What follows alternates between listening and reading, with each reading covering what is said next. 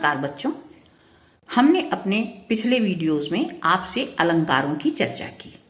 ये बताया कि अलंकार क्या हैं और काव्य की सुंदरता अलंकार से किस तरह से बढ़ जाती है। यानी शब्दों के सुंदर प्रयोग से, उनके अर्थ के सुंदर प्रयोग से कविता की सुंदरता बढ़ती है। जिस प्रकार शरीर के सौंदर्य को बढ़ाने के लिए आभूषण धारण किया जाता है, उसी प्रकार कविता की सुंदरता को बढ़ाने के लिए अलंकारों का प्रयोग होता है। पर इसके अतिरिक्त एक जो सबसे महत्वपूर्ण बात है वो है रस, क्योंकि वास्तव में काव्य की आत्मा तो रस है। यानी कविता की सुंदरता उसमें निहित रस से ही बढ़ती है वास्तव में। तो अब हमको ये जानना आवश्यक है कि रस क्या है। तो आज हम आपसे रस की ही चर्चा करने जा रहे हैं। तो बच्चों, किसी भी काव्य को पढ़ने, सुनने या देखने से, जैसे नाटक हम देखते हैं, जो आनंद की अनुभूति होती है उसे ही रस कहा जाता है। किसको रस कहते हैं? किसी भी काव्य को पढ़ने, सुनने या कोई नाटक वगैरह है उसको देखने से जिस आनंद की अनुभूति होती है उसको ही रस कहते हैं। जैसे कहा भी गया है कि वाक्यम रसात्मकम काव्यम, यानी रसात्मक वाक्य ही काव्य होता है। तो यानी किसी न किसी रस की अनुभूति हमें कविता में अवश्य होती है। आचार्य भरत मुनि ने रस की परिभाषा बताते हुए कहा है कि विभाव, अनुभाव और संचारी भावों के संयोग से ही रस की निष्पत्ति होती है। किससे रस की निष्पत्ति होती है? भाव, विभाव और संचारी भावों के संयोग से रस की निष्पत्ति होती है। तो बच्चों, ये बात तो हमें समझ में आ गई कि रस क्या है। रस वास्तव में क्या है कि जब हम किसी काव्य को पढ़ते हैं, सुनते हैं या देखते हैं तो उससे जो हमें आनंद की अनुभूति होती है वही वास्तव में रस है। विद्वानों ने रस के अनेक प्रकार बताए हैं, उसकी संख्या बताई है। तो इस प्रकार रस की बारे में थोड़ा कुछ विद्वान कहते हैं कि 9 रस हैं और कुछ का मानना है कि 11 रस हैं, क्योंकि वात्सल्य और भक्ति रस को जब अलग से गिनती की जाती है तो 11 रस होते हैं। तो इस प्रकार रसों की संख्या 11 मानी गई है। तो बच्चों, अब ये जानना आवश्यक है हमारे लिए, रस के प्रकार जानने से पहले, कि रस की निष्पत्ति कैसे होती है। हमारे अंदर कुछ भाव स्थायी रूप से रहते हैं, उसमें अनुभाव, विभाव और संचारी भाव का जब संयोग होता है तो रस की निष्पत्ति होती है। तो बच्चों, रस के प्रकार जानने से पहले हमें रस के अंग के विषय में जानना आवश्यक है कि जिससे रस की निष्पत्ति होती है। तो बच्चों, रस के 4 अंग माने गए हैं। कितने अंग माने गए हैं? रस के 4 अंग माने गए हैं, जो इस प्रकार से हैं: स्थायी भाव, विभाव, अनुभाव और संचारी भाव। तो बच्चों, रस के अंग एक बार फिर से समझ लीजिए। पहला है स्थायी भाव, फिर है विभाव, फिर अनुभाव और फिर संचारी भाव। अब स्थायी भाव क्या है?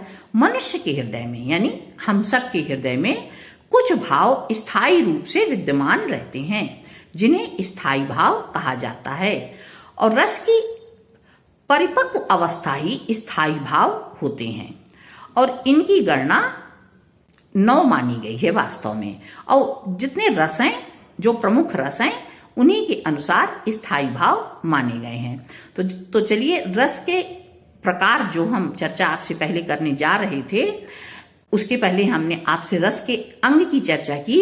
तो स्थायी भाव जो रस का पहला अंग है, उसके संदर्भ में हम आपसे रस के प्रकारों के, यानी नाम और स्थायी भाव के नाम की चर्चा भी कर लेते हैं। तो इसको भी समझिए। अब जैसे रस हमने कहा मुख्य रस 9 है, भक्ति और वात्सल्य रस को बाद में अलग से जोड़ा गया है, तो उनका भी स्थायी भाव है। तो पहले हम 9 की बात करते हैं। तो जैसे श्रृंगार रस है, तो स्थायी भाव उसका है रति, यानी प्रेम। तो यानी ये स्थायी भाव, ये भाव हमारे मन में, यानी प्रेम का भाव स्थायी रूप से रहता है। दूसरा है हास्य रस, जिसका स्थायी भाव है हास या हंसी। इसी तरह करुण रस का स्थायी भाव है शोक, वीर रस का स्थायी भाव है उत्साह, रौद्र रस का स्थायी भाव है क्रोध, विभत्स रस का स्थायी भाव है जुगुप्सा या घृणा। इसी तरह भयानक रस का स्थायी भाव है भय, शांत रस का स्थायी भाव है निर्वेद और अद्भुत रस का स्थायी भाव है विस्मय। तो ये 9 प्रमुख रस माने गए हैं और इनके ये स्थायी भाव हैं। इससे अतिरिक्त जो 2 रस अन्य बाद में माने गए उसमें है वात्सल्य रस जिसका स्थायी भाव है वत्सलता और भक्ति रस जिसका स्थायी भाव है भक्ति। तो बच्चों इस प्रकार से ये 11 रस हैं और इनके ये 11 प्रमुख स्थायी भाव हैं। तो जितनी भी स्थायी भाव की हमने बात की ये हमारे मन में, हमारे हृदय में सदैव निवास करते हैं। अब स्थायी भाव तो निवास करते हैं, पर रस की निष्पत्ति कैसे होती है, इसके लिए हमें दूसरे अंग विभाव के विषय में भी जानना आवश्यक। तो विभाव क्या है? स्थायी भाव को जागृत करने वाले को विभाव कहते हैं। विभाव के भी 3 अंग माने गए हैं। विभाव क्या है?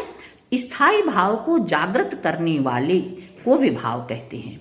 और विभाव के भी 3 अंग हैं, आलम्बन विभाव, उद्दीपन विभाव और आश्रय। इन तीनों के संयोग से ही स्थायी भाव हमारे मन में जागृत होता है। जैसे आलम्बन विभाव है, अगर हम किसी ऐसे वातावरण को देखते हैं, जैसे हमने देखा कि एक जंगल है और जंगल में अंधेरा है, तो वो जो अंधकार है जंगल का, वो भय के स्थायी भाव, जो हमारा भय है उसका आलम्बन हो गया। तो इसी प्रकार से उद्दीपन, अब उद्दीप्त कैसे होता है भय का भाव हमारे मन में? उद्दीप्त ऐसे हुआ कि अगर उस जंगल में अचानक, उस अंधकार में, उस वातावरण में हमको शेर की आवाज सुनाई दे गई तो हमारे मन में एकाएक भय की निष्पत्ति हो जाएगी, भय की उत्पत्ति, भय के भाव की, जो हमारे मन में भय का भाव समाया हुआ स्थायी रूप से है वो बाहर आ जाएगा।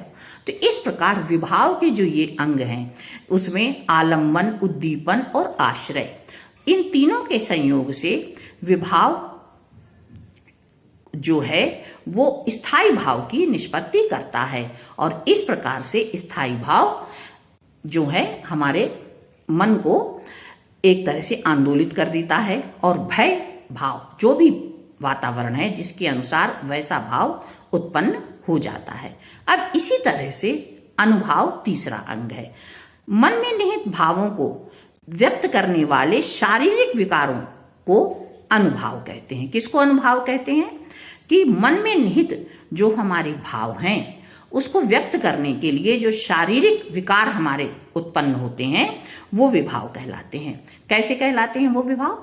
कि अब जैसे हमने आपसे चर्चा की थी अभी भय की, भयानक रस की बात मानिए, तो भय जैसे हमें लगता है तो हमारे शरीर में कंपन का होना, ये जो है विभाव के भाव को एक तरह से अनुभाव को उत्पन्न करेगा। कैसे, किस अनुभाव के भाव को उत्पन्न करेगा? शरीर में कंपन होना, हमारा जोर जोर से घबरा कर चिल्लाना, ये सब जो है भय की निष्पत्ति कर रहा है। तो ये जो शारीरिक प्रतिक्रिया है ये वाचक भी होती है, मानसिक भी होती है और शारीरिक भी होती है। तीनों रूपों में इसकी अभिव्यक्ति हो सकती है। तो यही है अनुभाव। अब चौथा है संचारी भाव। जैसे मनुष्य है उसके मन में हर समय कुछ भाव चलते रहते हैं, हर समय चलते रहते हैं। स्थायी भाव तो रहता ही है मन में, वो तो परमानेंट जिसे कहते हैं स्थायी रूप से हैं, पर कुछ भाव हर समय चलते रहते हैं और वो अल्पकाल के भी होते हैं, क्षणिक होते हैं। आया विचार मन में और तुरंत गायब हो गया, उन्हें हम संचारी भाव कहते हैं और इनकी संख्या 33 मानी गई है। तो बच्चों ये जो 4 रस के अंग हैं, स्थायी भाव, विभाव, अनुभाव और संचारी भाव, इन सब के संयोग से, इन 3 के जो बाद के इनके संयोग से स्थायी भाव जब हमारे प्रस्फुटित होकर बाहर आने लगते हैं तो वो रस की उत्पत्ति हो जाती है। तो रस की निष्पत्ति के लिए, उसको सामने लाने के लिए इन 4 अंगों की प्रमुखता बहुत अधिक है, इनका महत्व बहुत अधिक है। तो बच्चों हमने अभी आपसे रस की परिभाषा की चर्चा की और रस के अंग की चर्चा की। आशा है आपको ये अच्छी तरह से समझ में आ गया होगा। धन्यवाद।